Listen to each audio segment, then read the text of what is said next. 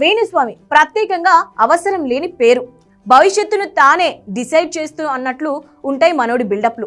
Sports, cinema, రాజకీయాలు ఏది వదలకుండా జాతకాలు చెప్పేస్తుంటారు. పొరపాటుగా ఒక్కటి నిజమైనా ముందే చెప్పాగా అంటూ మొదలు పెడతాడు.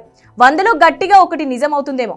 వేణుస్వామి చెప్పింది నాగచైతన్య, సమంత విడిపోతారని తాను ముందే చెప్పానంటూ వేణుస్వామి ఇప్పటికీ డబ్బా కొట్టుకుంటూ ఉంటారు. ప్రమోషన్ మామూలుగా ఉండదు. ట్రెండింగ్ లో ఉన్న టాపిక్ పట్టుకొని మరీ జాతకాల బుక్ ముందు పెడతాడు.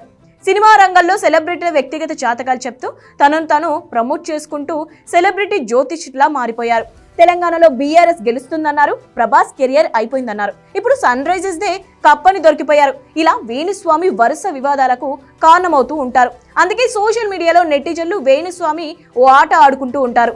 ఐపీఎల్ ఫైనల్ పై వేణుస్వామి జోష్యంపై ఇప్పుడు ఎస్ఆర్హెచ్ ఫ్యాన్స్ బగ్గుమంటున్నారు. అదన్నావు ఇదన్నావు ఇలా అయిందేంటి అంటూ ఆట ఆడేసుకుంటున్నారు. కావ్యమారన్ జాతకం ప్రకారం హైదరాబాద్ గెలుస్తుందని వేణుస్వామి జోస్యం చెప్పారు. అయితే ఎస్ఆర్హెచ్ దారుణంగా ఓడిపోయింది. ఇదంతా ఎలా ఉన్నా ఇప్పుడు వేణుస్వామి వైసీపీని టెన్షన్ పెడుతున్నాడు. ఈ ఎన్నికలు ఫ్యాన్ పార్టీదే విజయమని, జగన్ మళ్లీ సీఎం అవుతారని సరిగ్గా 3 నెలల ముందు జోస్యం చెప్పాడు జ్యోతిష్యుడు. జగన్ జాతకం బాగుందని 2024లో గెలవడంతో పాటు 2029 ఎన్నికల్లో కూడా విజయం సాధిస్తారని నోటికి వచ్చిన డబ్బా కొట్టుకుంటూ వచ్చారు.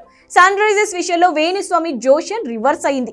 మరి తమ పార్టీ విషయంలో ఏం జరుగుతోందని వైసీపీ అభిమానులు, కార్యకర్తలు తెగ కంగారు పడుతున్నారు.